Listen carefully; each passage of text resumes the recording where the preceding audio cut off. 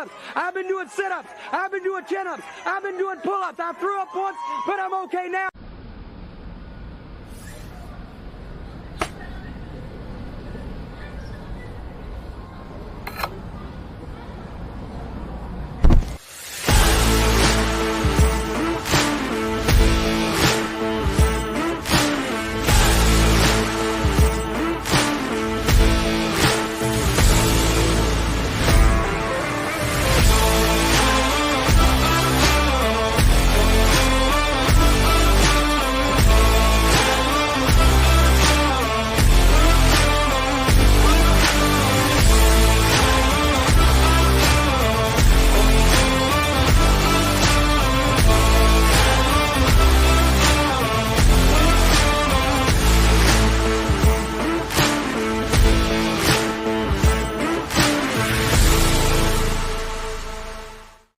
What's up, everybody? Welcome to a Tuesday edition of the Ysn Power Hour, presented proudly by our friends at Toyota of Warren. DJ Yoakley with you, and we got a great show for you today. A couple of interviews that I am really excited for.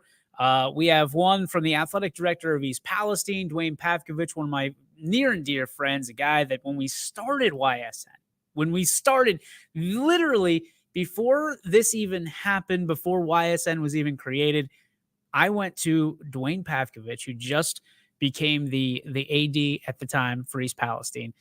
And I said, what do you think about this? What do you think? How would this go over in the Mahoning Valley? And he has been a supporter since day one. And I am excited to be able to interview him today. There's been a lot going on. Obviously, everybody knows in East Palestine. But my man gets an award for ethics and integrity. And no one at this point, at this clip over the last 3 years has probably been through more adversity than that guy, especially with the train derailments over the last few months. And of course, COVID over, from 2020, Ysn Power has done more with just little resources. You know what I mean? He's done an incredible job. He's always put the kids first. He's always been able to continue to put East Palestine on a pedestal. And as an East Palestinian, as a guy who graduated as a Bulldog, I can't appreciate that anymore. We have him on the show. He's going to talk about what it means to win an award like this, and naturally, how things have been in East Palestine from his perspective as an athletic director, as an administrator since the derailment. So excited to have him on. We also, coming up in just a few minutes, going to have one of the state's best goalies in the sport of lacrosse. Ava Hedrick is going to be with us here on the Power Hour. Excited to have her on for the first time ever. She is a lovely young lady. Again, the Spartan leader on this lacrosse team, and the Spartan lacrosse team relatively young, so their record doesn't reflect necessarily the potential that program has at Boardman. So I'm excited to talk to her, and as she continues to etch her name in the history books, not only in Boardman, but in the state of Ohio, from the goalie standpoint. So Ava's going to join us here a little bit. But right now we're going to take you through what is going to be on the network here tonight on ysnlive.com/live. Our games at a glance schedule looks to be up, and there's a lot of green on it. If you look outside, it is deceiving. It's a little bit chilly out there, but it looks sunny as all get out. So make sure you get out and enjoy a little bit of that vitamin D, right? It's D? Sunny D? Yeah, we're right. That's how I remember it. Sunny D, vitamin D. Get some of that sunshine out there. Baseball tonight, 4:30, just coming up in a little bit. Sam Torres is going to have Kirtland at Edgewood. We also have 5 p.m. Boardman at Canfield. Landon has that one. Joe Eusebio is going to have part 1 of 2 of Columbiana versus United. That one's going to be at the Eagles Nest at 5 p.m. Lakeview and Poland doing battle. Cooper is going to have the coverage on that also at 5 p.m. Springfield at Mineral Ridge on Scene 1. Matt Morrison all over the coverage there at Scene Park. Scott Henthorne and Quinn Pushkar going to be on the call for Latonia at Lisbon at 5 p.m. Springfield also going to be taking part in a doubleheader. So Matt Morrison gets a double scoop of that ice cream cone with Springfield and Mineral Ridge, both games on Scene 1. So That is your baseball coverage today. Just a cancellation update as Heartland and Lisbon has been canceled for today. Obviously, Lisbon playing a game against Latonia, so they can't be two places at once. But you can head on over to ysnlive.com /live and take in one of these games today. Even if you're at another game, enjoy some of the golden pipes of YSN on your device. Highland and Archbishop Hoban, Ty Bartell is going to have that one for you. Pardon me. Softball, that's at 5 p.m. And Anthony Hartwig will have you covered. Lakeview at Poland, that also is at 5 p.m. Eastern Standard Time. That is a complete look at all the games here on the network tonight. So 1, 2, 3, 4, 5, 6, 7, 8, 9 games on the network if you're looking to partake, and I hope you do. A lot of games tomorrow as well. We are just loaded up with games. We got a skeleton crew, so keep your ears and your eyes on lock because we're going to be to bringing more people in the YSN kingdom, so to speak. And we're looking for people that are want to work hard, are enthusiastic, and want to represent a particular school and a particular company as well as they possibly can. So if that sounds like something that you'd like to do, make sure you can get ahead and get a jump by sending a message to one of our great social media people and personalities. Go on to ysnlive.com. You can message us on there. And, of course, you can utilize the old email system. You can email info at ysnlive.com. Tell us why you'd make a good teammate here at YSN. We appreciate it. Again, a ton of games, 9 games tonight on the network. We'll have that. We also have a ton of games that we're going to tell you about that aren't there. We won't be at, but we, at least to this point, we think they are still on this Tuesday, April 25th. Struthers at Niles is on. South Range at Hubbard, and NE8 Battle as well is on. Brook at East Liverpool looks to be on. Cardinal Mooney at Howland is a go. Conneaut at Grand Valley is thumbs up. Garrettsville Garfield at Crestview, that's going to be a dandy of a game.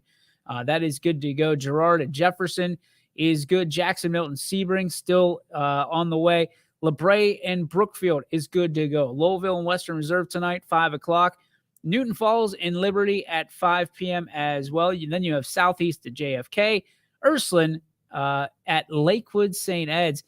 Again, that if you can get out there, if you can carve out some time to get out there, that might be a nice little ball game to watch because Ursuline, to me, has yet to hit their peak this season, and that would be a big win if they can get St. Ed's. That might even propel them up the rankings from 10 into maybe the top 5. I don't know what the stats look like on it, but I mean, looking at an algorithm that a lot of people are complaining about, that could be one of those games that gets them over the hump. Waterloo at McDonald at 5 p.m. as well. Then you turn to the softball diamond. 4 p.m., Wyndham at Badger. 6 p.m., Wyndham at Badger as well. Boardman at Canfield, that's at 5. Also at 5, Mooney and Howland. Cheney and East doing battle on the softball diamond at 5 p.m. East Palestine at Beaver Local. Also, you've got Garrettsville Garfield at Crestview, just like the boys. That game 5 p.m. Girard at Jefferson. Jackson Milton at Sebring. LeBray at Brookfield. Wellsville at Western Reserve. Minerva at Salem. Then you've got Newton Falls at Liberty. South Range at Hubbard. You also have Springfield at Mineral Ridge. Struthers at Niles. Ursuline versus Akron St. V's. That's at Firestone Park in Akron. Then you have Waterloo at McDonald. Latonia at Lisbon. And we already said Wyndham at Badger. That's actually a 6:30 game. And then another 6:30 game is going to be Springfield at Mineral Ridge. Canceled tonight. Pymatuning Valley at Lakeside. You also have Champion at Camel Memorials canceled twice over.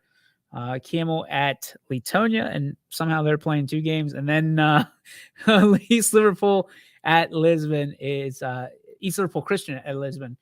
Girls softball has been canceled for tonight as well. One of the biggest things right now is this weather. This weather's absolutely crazy. And taking a look at the Storm Tracker 21 forecast, it looks like we got a lot of rain on the way. So athletic directors, coaches trying to get these games in as quickly as they can, as much as they can, even if it's double headers. You look at Scene Park, utilizing Scene Park in a situation like that. Bob Bean playing it smart. Let's go. Let's play 2. Let's play 2 so we can get this out of the way because we don't know what the weather holds for us here in the next week or so. So if just a flat, honest to gosh assessment, ads, coaches, if you can get these games in, get them in as much as you can while the sun is shining, while the birds are chirping, because there is some adverse weather on its way. At this time, we're going to bring in a young lady who hopefully becomes a household name after this interview, and someone I'm really excited to talk to because she is at the top of the states, in the top 5. I think last time I checked, top 3 as one of the best goalies in the sport of lacrosse. Ladies and gentlemen, let's bring in Ava Hedrick. How are you, Ava? It's nice to see you. Good to see you on the show. We appreciate your time, but certainly your excellence on the lacrosse, is it the field, the pitch? What do you call it there? For me, it's called the cage, like my dad. The cage. All right. I appreciate that. Coming from a baseball catcher, right? Mhm. Someone who gets very little respect. The pitchers get everything. Naturally, when it comes to the sport of lacrosse, I feel like goalies, the lady in the cage like yourself, you're going to be kind of, while you're a featured player, you're also easily forgotten about, and a lot of people can point the finger if that ball goes through and into the net. What's the pressure like whenever it's a game like that for you in a match, and you're sitting there and you feel like all eyes are on you when there's a breakaway or there's a penalty shot or anything like that? What's that like? What's going through your mind? The pressure is pretty intense, especially because as a goalie, you're an individual along with your team. And you're right, like you are that last line of defense. You can even say I'm the first line of offense as well, but you can't let your team down. It's really up to you in those final moments, whether they're in front of my it's called the goalie crease, which is where they can't step in but they can shoot from, or if they're 5 feet, 10 feet back. It's really intense, and it's definitely a peculiar taste. Not a lot of people like goalie, but I personally love it. I love the pressure. What else is it about goalie that you love being able to? I mean, I know whenever I was 11, 12 years old and I put on the tools of ignorance, as they say, as a catcher, there were a lot of people questioning my mental ability and I might be crazy. What is it that about, suiting up and being the goalie that you really enjoy? I love being a leader, and I also love helping my team. So being able, because you're really a commander out there, like you can see, from my point of view, you can see the entire field, everything that's happening in front of you. So, it's your job to communicate to the defensive players, like, hey, watch this girl coming in, or watch this crease roll. It's really important I just love being that leader. I love helping my team and communicating with my team. Especially as a goalie, your team respects you and they come to you for things. And so I just love that aspect of it as well. Now you're a senior, you're looking to hopefully potentially play at the next level. Lacrosse is the fastest growing sport, not only in the area, but in the country. But there's still a lot of people and a lot of IQ that needs to be examined and learned about the sport. What drew you to lacrosse in the first place, and why?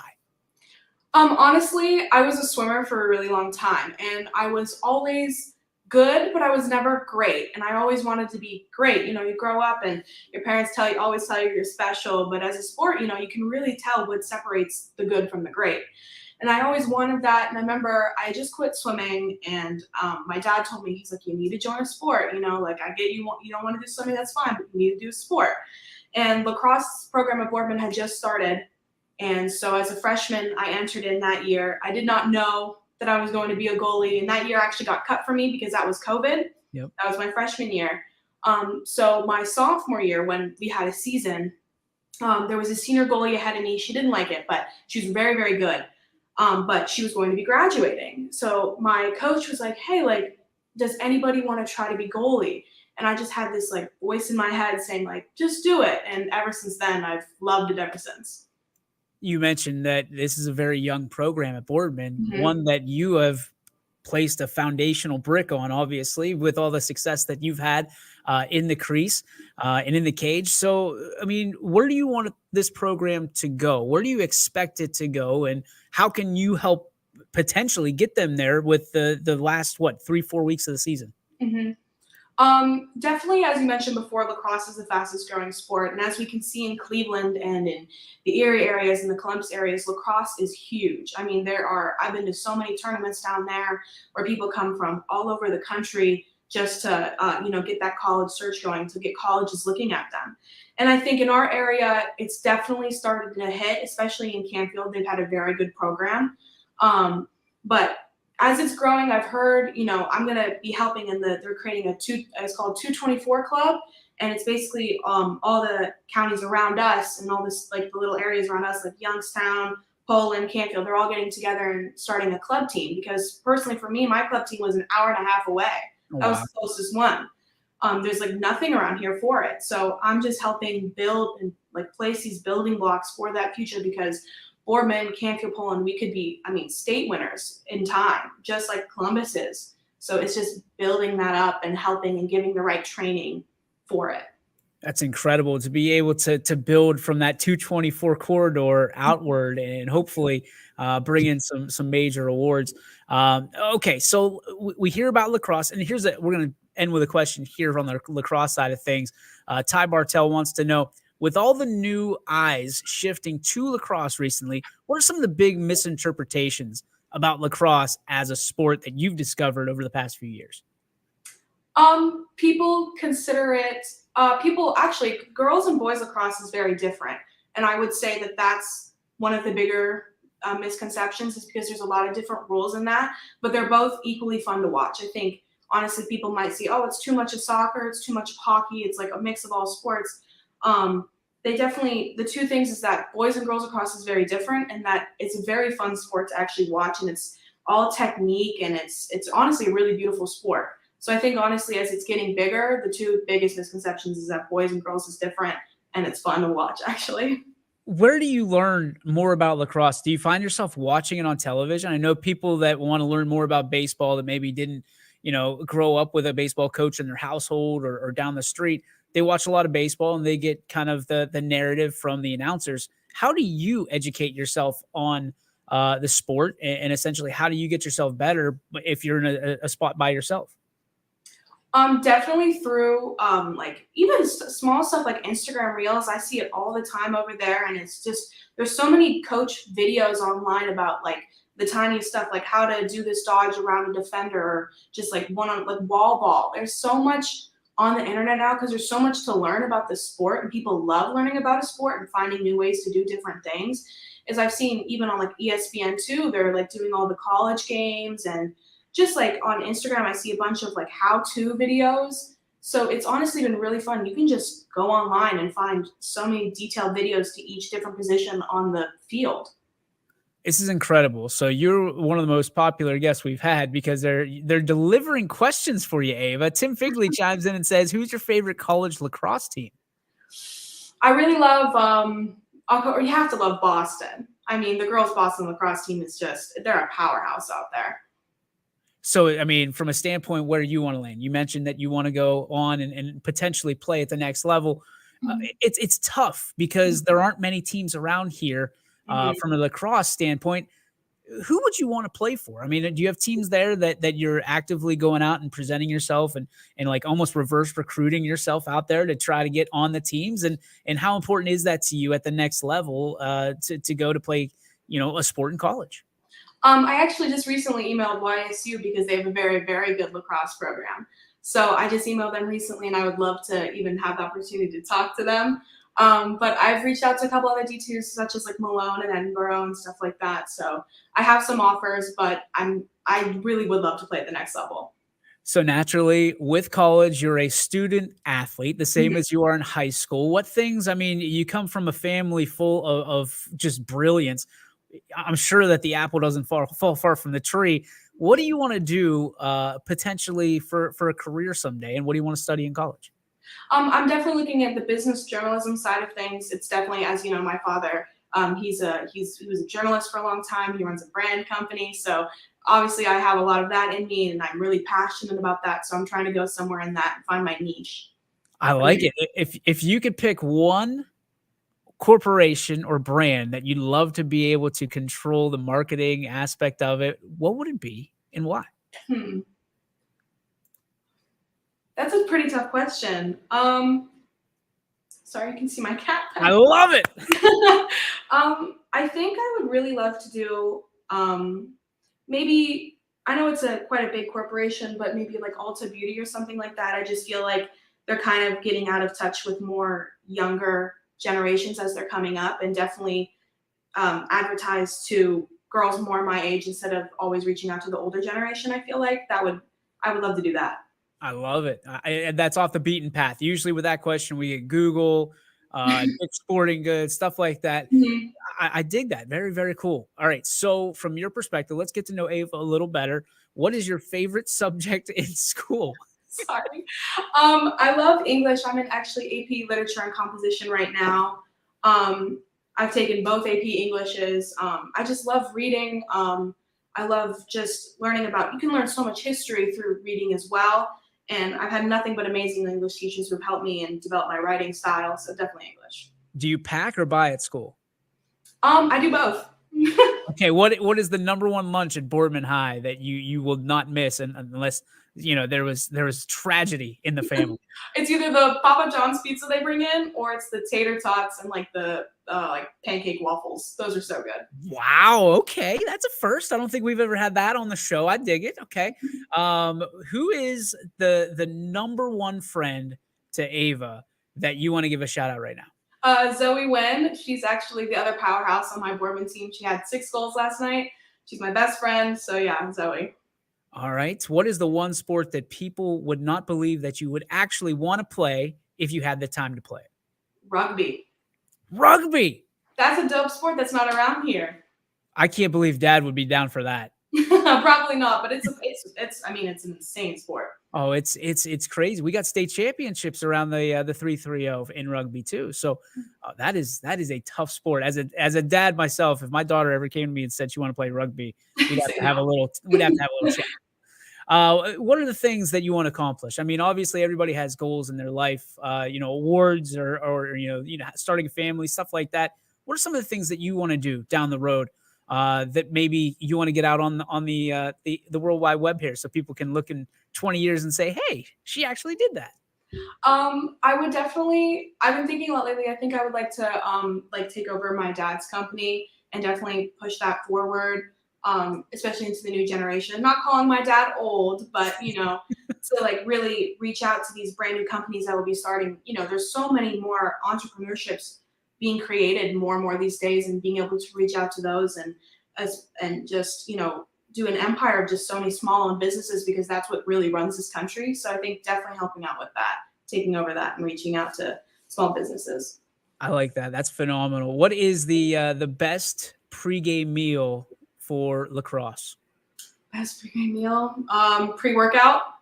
Just a pre-workout. Yeah, I just get you hyped up. Yep, I just have to get all that, because I usually feel kind of dead before on game days, and I always have to take that to get myself ready, because it's usually an action-packed goal. I'm usually getting 40 shots per game, so that's a lot. We had that conversation the other night. I mean, do you see that as an opportunity? I mean, some people would see that and go, that's just a lot of work, and get frustrated with what the teammates and the game plan, the strategy. But it seems like you see that as an opportunity to shine, and I like that. No, I obviously it's tough, and sometimes it does weigh down on me, especially as more and more shots get going. But I also just love it. Like, I love a lot of action down on defense. Obviously, it's not great for the team always, but I really, truly do love it. And I just, I love sometimes when the girls just give it right to my stick on accident, I'll go, thank you. I just love, getting down there and having action and showing the other team that I'm a really, really good goalie. From a standpoint of being a competitor, what is the thing that you're most competitive in that's not lacrosse? It's not lacrosse. I would say definitely probably my writing. I love, showing people my writing and being like, hey, is this good? So that they feed my ego a little bit. So I think definitely I'm most competitive about that. So I know Dad's competitive. How competitive do you and Dad get when you're talking about things off the out of the cage and off the pitch, so to speak? How competitive do you and Dad get? We get pretty competitive, but when it comes to sports, especially like the NBA and NFL, we have like the same taste. So we really don't have to compete against each other against that stuff. But we do get pretty competitive about other things like I don't know, like we usually will have like who can tell like the funniest story or something like that. Just tiny little stuff, like nothing major. We usually agree on the same things. I like it. All right. So from a standpoint of where you want to go, Hmm. um, and your max potential, like everybody, I'm sure you'll start reading books and here you hit your max. And where are you? Where do you feel you are, and compared to your max potential in lacrosse? So when I started as a sophomore, which is incredibly late for Mhm. lacrosse. And the girl who, when I first joined club, I had no idea what I was doing. The girl I got matched, who I felt like I was pretty equally matched with, had been playing since fifth grade. And at first I saw that as a downside, but as I matured since then, I've realized that the fact that I was able to become right now second in state in Division 1 as a senior and only had 2 years of experience, I feel like I'm not even reaching like my ceiling of what I can get to. And that especially with how many shots I get, I believe I have around 200 saves in the season right now, which is #1 in state. I feel like I'm nowhere near my potential, and if I am given the opportunity, I can, break some ceilings. So are you familiar with the term elevator pitch? Yes. Okay, so now's your opportunity. I'm going to give you 30 seconds for every college coach out there to explain why you are the future of their team at the next level. Go ahead. I'm the future of your team, whoever you may be, because as I mentioned before, I only have 2 years experience and I'm already at like second in state, #1 in state in saves. I'm top 50 nationally. I love this sport and I love being goalie. It's what I'm so passionate about.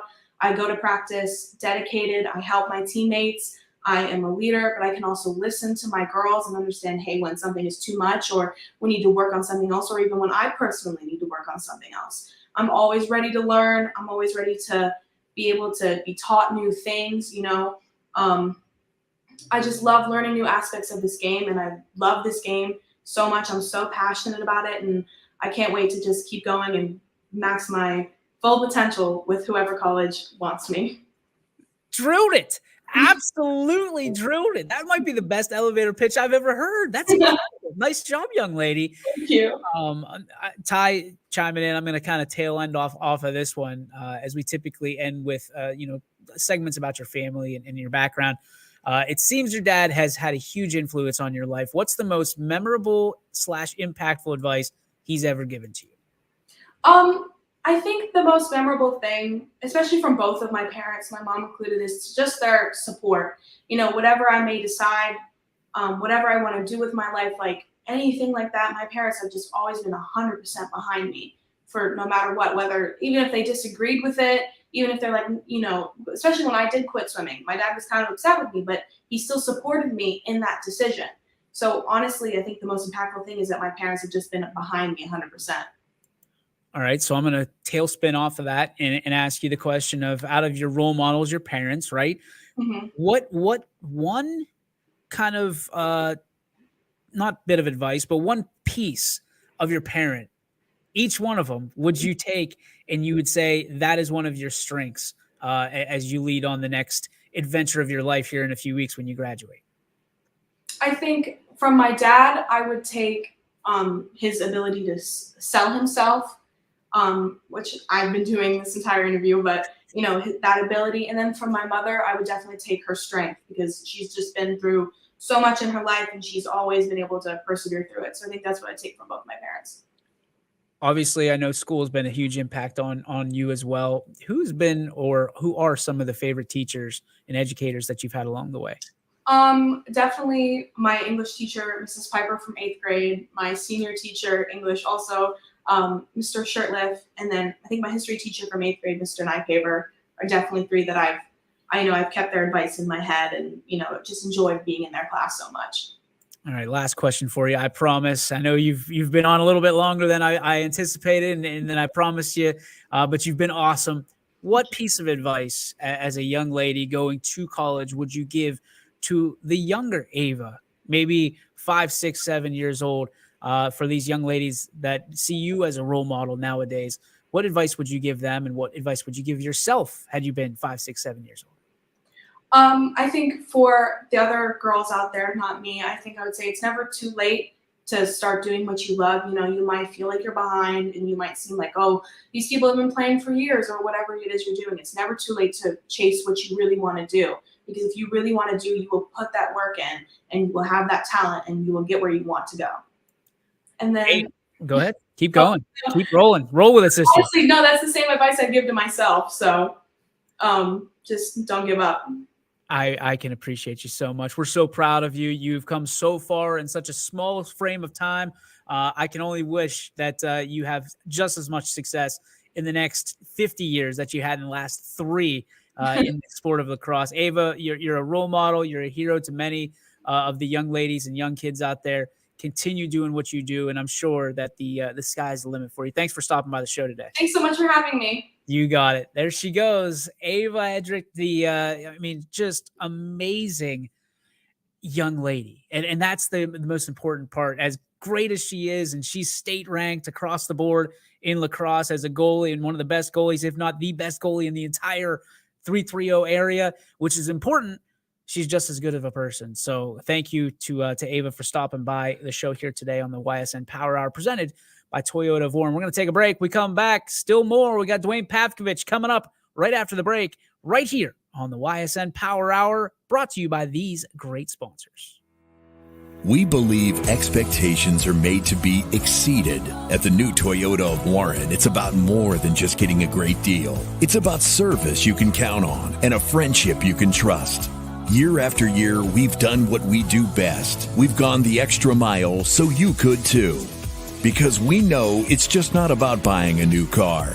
It's the start of a new adventure. Toyota of Warren, driven by you. Hi, this is Zell Bush. Hi, this is Tom Flynn. Hi, this is Steve Rossetto. Hi, this is Ryan Miller. Hi, this is Rich Sakui from WRS Wealth Advisors. With our combined 80 years of experience, WRS Wealth Advisors are the area's premier wealth and retirement specialists. Call 330-965-0370 to learn more about our individual and corporate financial planning services. Or visit WRSwealth.com. Go Raiders. Go Dogs. Go Cats. Go Dogs. Go Tigers.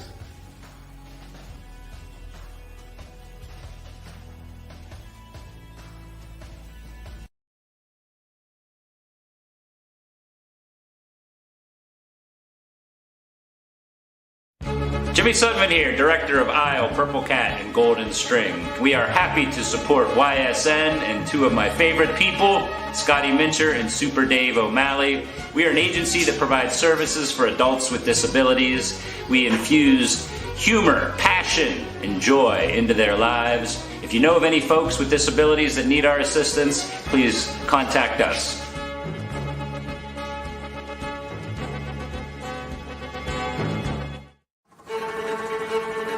Reliability, innovation, scale. These 3 values are those we look forward to in our business and in our team.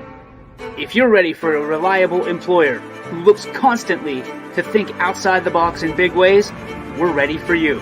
Apply now. Help us push the envelope and deliver success. Envelope 1. Take that one extra step. Winter, spring, summer, and fall. Mill Creek Metro Parks is your park for all seasons. Make a memory in the park. Plan your visit today at millcreekmetroparks.org. Hi, everybody. Welcome into another Coach's Corner. We're going to go a little bit deeper and go athletic directors. Well, I don't have a very fancy name for that yet, but we're going to stick to one of my coaches, one of the OGs, a guy that I have known for a very long time, well before he was in East Palestine, Dwayne Pavkovich. Welcome, my friend. Welcome aboard. Well, no, thank you, DJ. Thanks for having me. It's always a pleasure. So much to talk about, but one of the things we're going to start out with is very, very positive. You, my friend, have been not only awarded, but granted and honored with this Athletic Director Award for Sportsmanship, Ethics, and Integrity brought to you by the NEOIAAA. That easy for me to say, but get an award at any level is awesome. But what does this award mean to you as someone who's racked them up along his career? Where is this going to go in the trophy case? Well, I think it's very humbling. Just to think that one of my peers, someone that's also an athletic director that knows what the day-to-day operations is like, knows what what we're dealing with day-to-day, nominate me for this award. It's very humbling that one of my one of my equals feels that I'm deserving of this award. So it's pretty awesome. Like you said, DJ, awards are awards, and we accumulate them the longer we live on this earth. Unfortunately, they don't. When we're young, they just don't. Everybody gets the same award, but somebody in the conference or in the state or the region nominated me, and the executive committee of the NEO IAAA, felt that I was a deserving candidate. So I very much am humbled by it. And this isn't an award that is given out regularly to people that we know about here in the YSN community. This is something that it's been a few years since someone has achieved this award and had this award. So to be kind of the unicorn in 2023, what does it mean to you, Pav? Well, like I said, it's humbling. I think 2013 was the last time this was awarded. It was awarded to an athletic director up in Trumbull County. No one in Columbiana County, has won this award in the award's existence. So I feel very, very honored. I mean, it's, and not to mention, when it talks about, sportsmanship, integrity, ethics, and stuff like that, those are things I try to pride myself on. And we try to build with our student athletes and our students here in East Palestine. So again, this is special on a couple different levels. You've been a great AD since you stepped into EP. You've done a lot of great things for all programs, but this year's been a little bit different. I think we all know why. Can you talk to me about how things changed for February 3rd of 2023? Yeah, I mean, we just got done with the basketball game, against United. I was loading my son up in the car, and the skies lit up. At that point in time, I didn't know what happened. I didn't know what was going on, and I really didn't know what the next 2.5 months was going to entail. They don't prepare you for the you get a master's in educational leadership, and they don't prepare you for an event like this. We were very fortunate here in East Palestine. We have great leadership, and Chris Knifer has been unbelievable. The superintendent here, he's been a great person to follow. His example. Talk about conflict management. I've learned a ton from Mr. Knifer through this whole process. We've dealt with everything.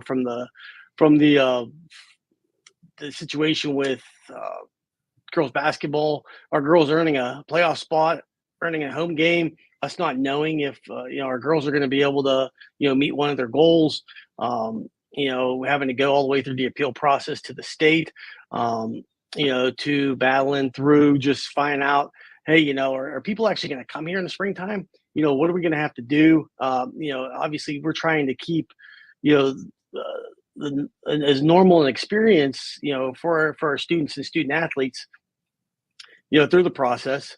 Then we throw on top of it, one of our big ticket sports. I mean, with track and the invitationals and the amount of revenue we bring in, teams were backing out left and right.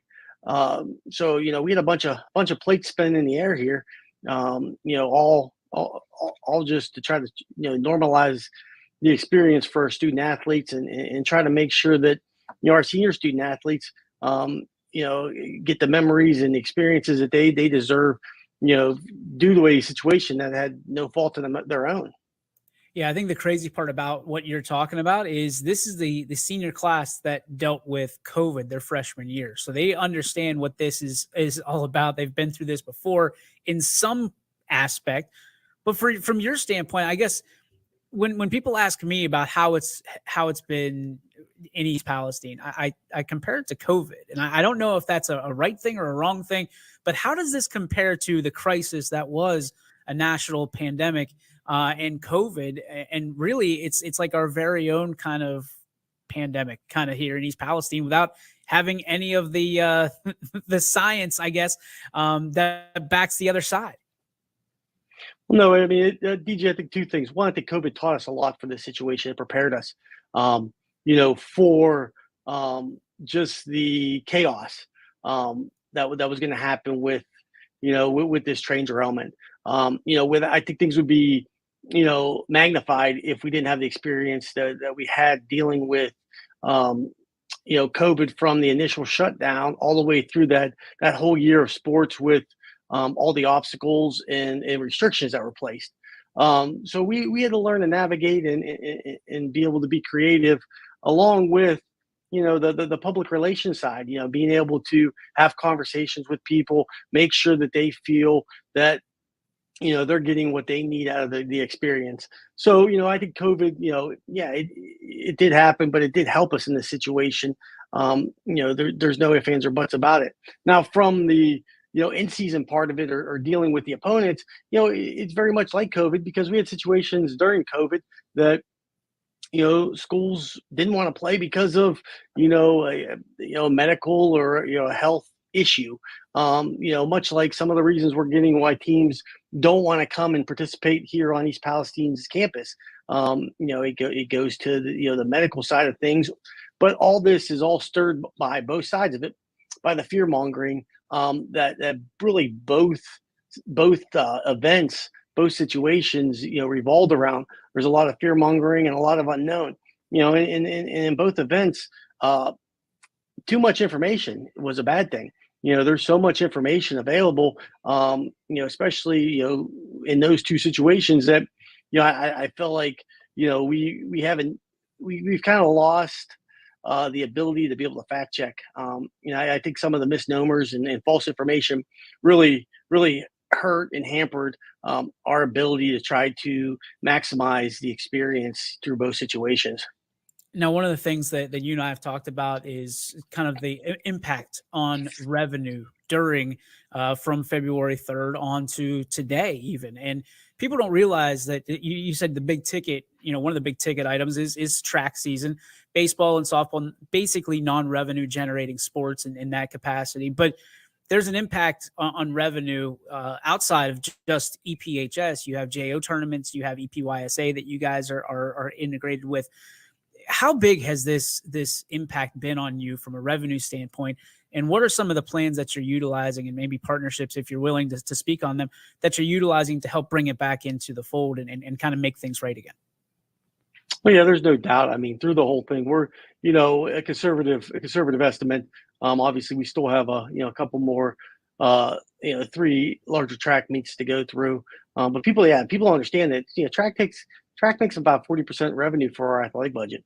We host 6 to 7 large track meets. Not only do we get the entry fees, but we need the gate sales, which is the gate sales are right in line with what a 5-game football schedule season is for varsity.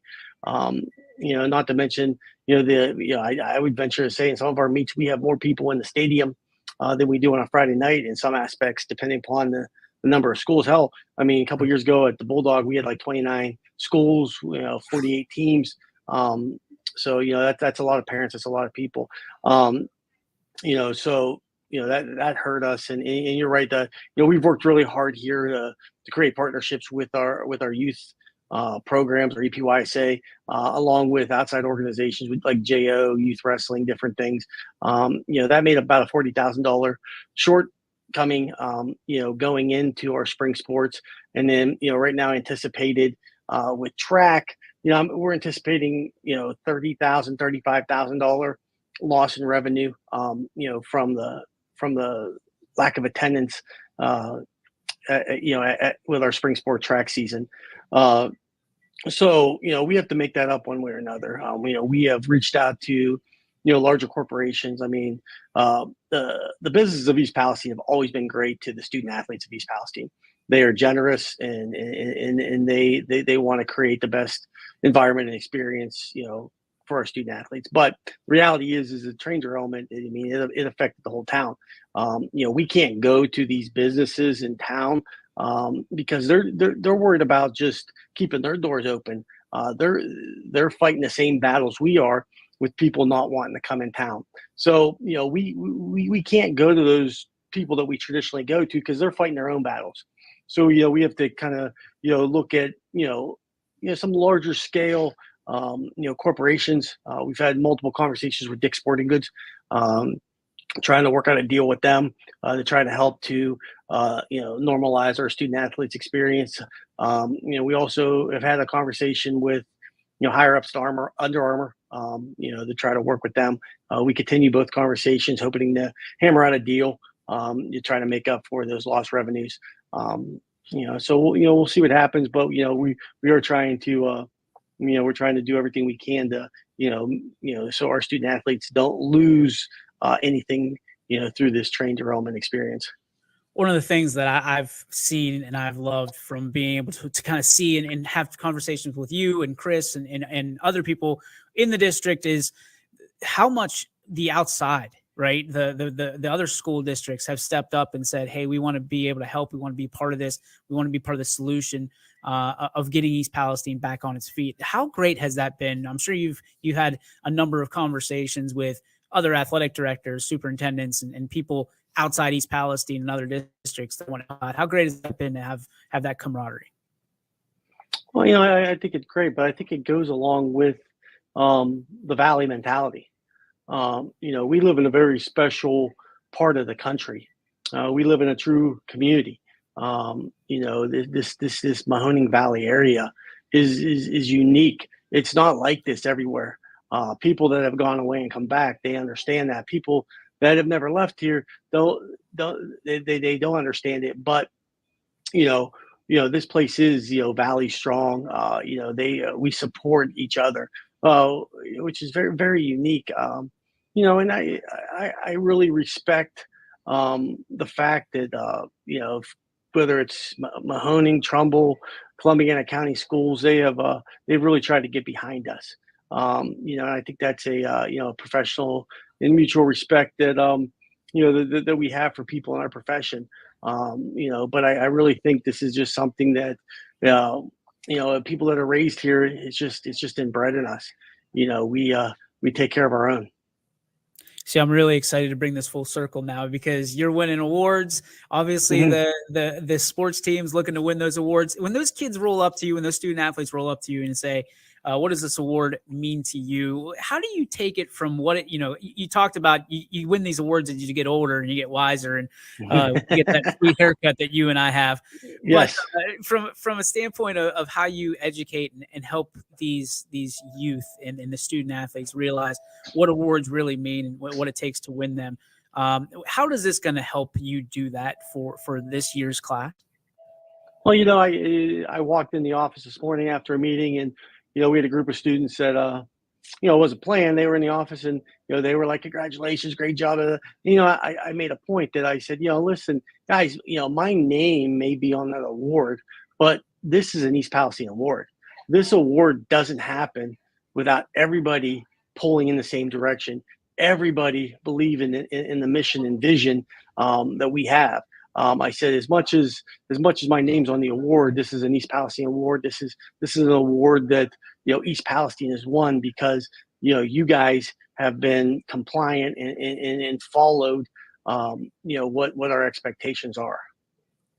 Incredible. One of the greatest softball players I've ever known in my entire life, and one of the best coaches, as also offensive coordinator for the Westminster Titans at one point. So, Avkovich, one of my heroes, one of my favorites, one of the biggest supporters we have at YSN. Thanks so much for the time. I appreciate it, and congratulations again on an award well deserved.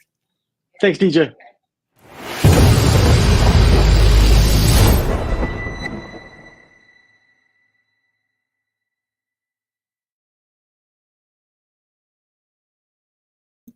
Helps when you turn the audio on. It is the Joe Dickey Electric What's Your Spark, presented by Joe Dickey Electric. Anything commercial, residential, industrial, anything electrical head on over to dickieelectric.com today. Tell them YSN sent you. So the spark is once again, our friends at the OHSAA and the ODE getting involved, and just sometimes we had this conversation not too long ago, maybe even yesterday, that sometimes you're right and sometimes you're wrong. And it takes a big person, right? As big as in mature, to admit that they're wrong. And I'm just going to put it out there that there could be something on the horizon that upsets a lot of people in this valley, because some people just don't want to admit that they were wrong and that what is in the past is in the past. So I guess my biggest thing is stay tuned, number one. And number two is, when you're wrong, be the bigger person and admit you're wrong, apologize, and make it right. You don't have to like that person or like that situation necessarily. Just make it right. Make it whole again, right? That's what we keep hearing around here. Let's make it whole again. Make it right. And that's all you have to do. That's all anybody's ever asking for. And, you know, we live with too many people that are doing the wrong thing and penalizing the other person for it. I don't understand that. I don't understand how you make the wrong and you act like they wronged you. I'll never understand that. That is going to do it for our show today. I want to thank our guests, Ava Hedrick and, of course, Dwayne Pavkovich, for stopping by on the show. We've got another full show for you tomorrow. Thursday, we will have a show live from Valley Christian, their brand new weight facility. We're going to show that off a little bit. We'll have some special interviews there. Hopefully, the one and only Dolph Carroll will join us, the athletic director at Valley Christian, with some exciting things about what the Eagles are doing. And I have to believe that my good buddy Andy Hake will be on the show on Thursday. So that's something to look forward to naturally as we move towards the rest of the week. Tomorrow, a very special show. We'll have a little bit of a wrestling take on the show, as Chris Colucci will join us, as well as a very special wrestler from Crestview. So we will give you more information tomorrow when the press releases go out and the invites to watch the show. And on Friday, Scotty Mincher will join us as well for another very special show here on the network. Until tomorrow, Wednesday, we will see you. Have a great Tuesday. Make it worth your while. And we will see you 3 o'clock tomorrow on the show right here on your sports network. God bless you. We love you. We'll see you tomorrow. YSN thanks you